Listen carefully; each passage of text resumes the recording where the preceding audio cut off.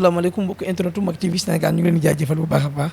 ginnaaw ba waa ñoo lànk ñoo bañ defee si li nga xamante ne mooy seen conférence de presse boobu ginnaaw bañ ko defee ba mu jeex tàkk am na yeneen mouvement bu fa ñëw bu tudd ñoo nangu mais gis nañu seen diggante ñoom ak gars yi ñu am ay jàmbarlooy ndaw yu sekk seen diggante ñoom ñaar mais nee naa ko si bëgg am lu wér te wóor dawal nga xool Mak TV Sénégal Mak TV international jërë ngeen jëf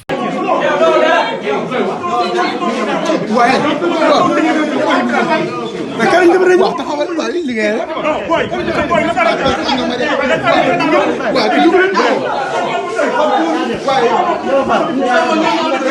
xam naa la baax xam nga baax xam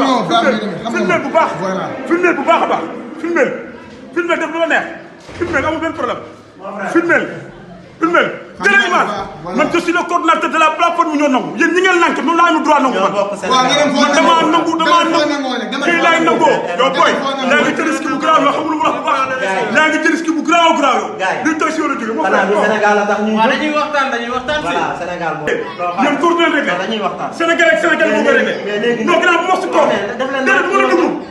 du ma la déglu xam nga laa lay déglu mooy ces gens là c'est des bandits c'est des malfaiteurs c'est des arnaqueurs ils sont là vraiment pour insulter l'institution de notre pays. Faut arrêter. Non mais ça c'est grave vraiment.